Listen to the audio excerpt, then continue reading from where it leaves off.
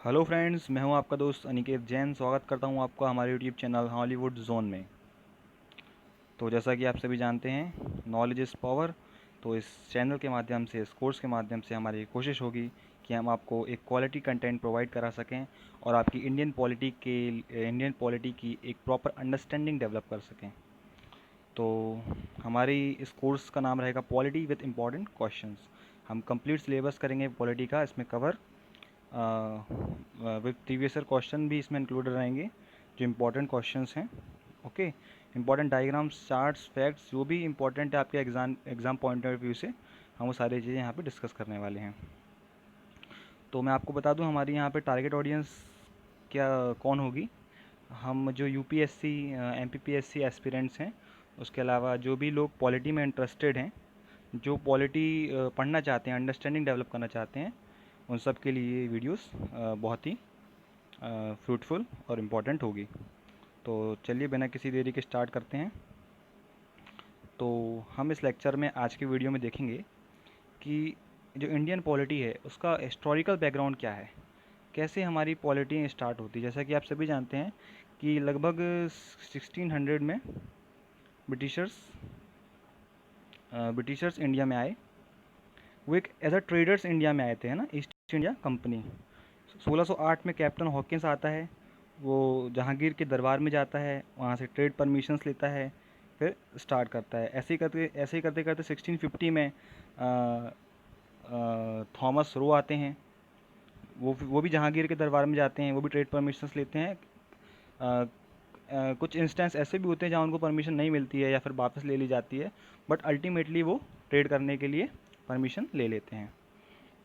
और east India company has exclusive right over trading in India under the charter of granted by queen Elizabeth.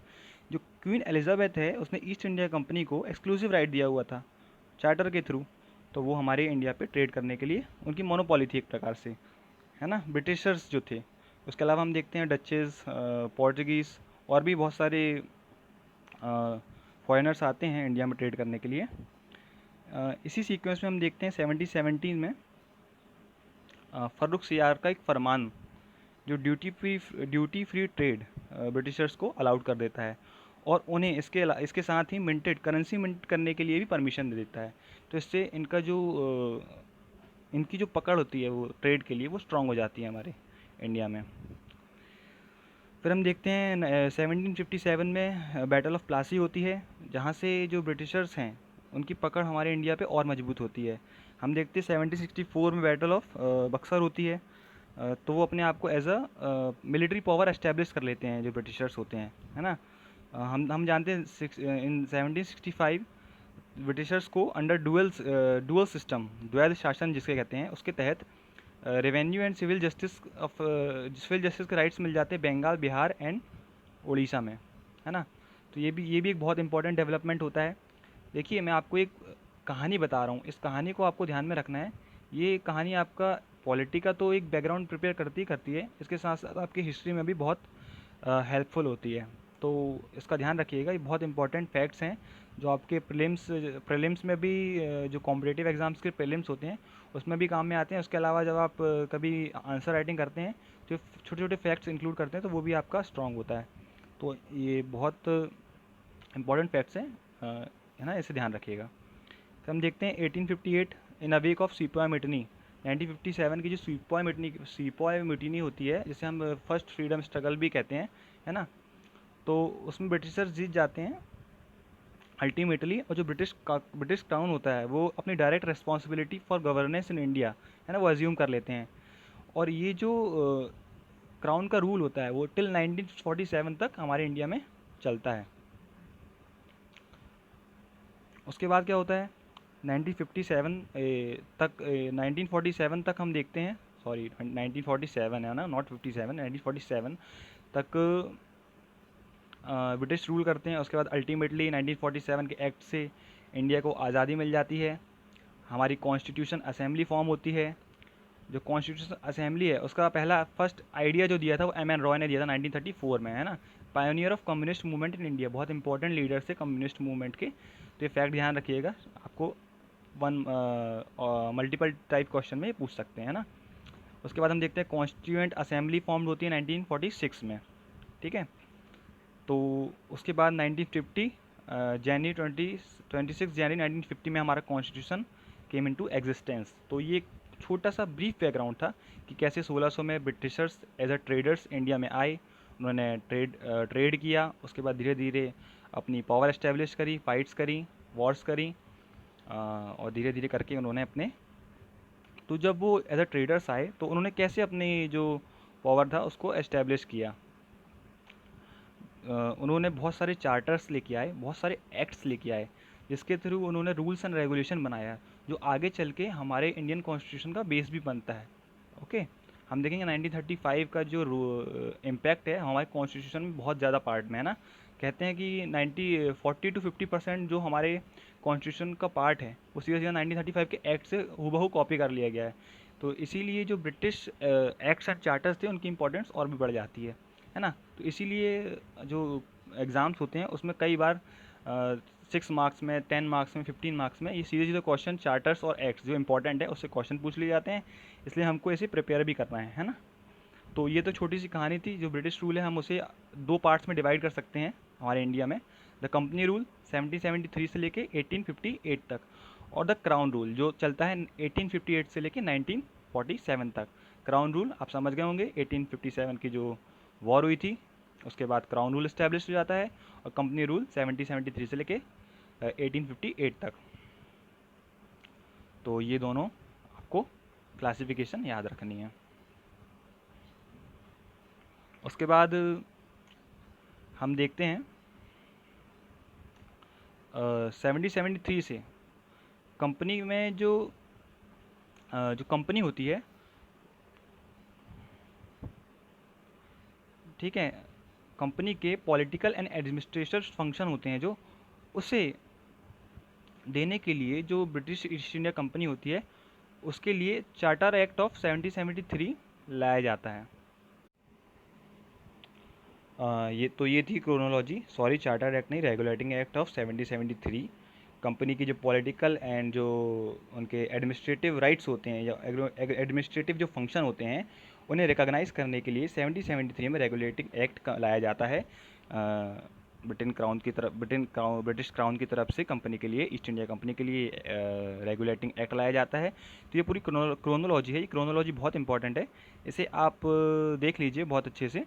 क्या होगा, इसमें सारे acts important नहीं हैं, इन एक्ट्स में कुछ इंपॉर्टेंट पॉइंट्स हैं जो हमको ध्यान रखना बहुत ज़रूरी है, और कभी कभी सीधे सीधे क्वेश्चन में आ जाते हैं 3 मार्कर 6 मार्कर में, तो उसके हिसाब से भी इंपॉर्टेंट है। और एमसीक्यूज भी पूछ लिए जाते हैं कि रेगुलेटिंग एक्ट 1773 के क्या क्या पॉइंट्स थे, तो हम इंपॉर्टेंट पॉइंट्स देखेंगे जो एग्जाम पॉइंट ऑफ व्यू से बहुत इंपॉर्टेंट है। तो हम एक एक करके सारे एक्ट पढ़ेंगे आज के इस वीडियो में। जैसे मैंने सिर्फ रेगुलेटिंग एक्ट 1773 को इंक्लूड किया है, तो हम देखते हैं क्या है। अगर इसका क्वेश्चन आता है तो इसको कैसे आंसर करना है मैं आपको ये भी बताऊंगा, है ना। तो जो रेगुलेटिंग एक्ट ऑफ 1773 था, इस कभी इसका क्वेश्चन आता है तो हमको स्टार्टिंग कैसे करनी है। To recognize political and administrative functions of East India Company, regulating act 1770 came into existence in 1773, ये तो दिख ही रहा है। It led the foundation of central administration system in India. इसके क्या फीचर्स थे, तो फीचर्स में हमको 4 पॉइंट ऐसे के ऐसे याद रखने हैं।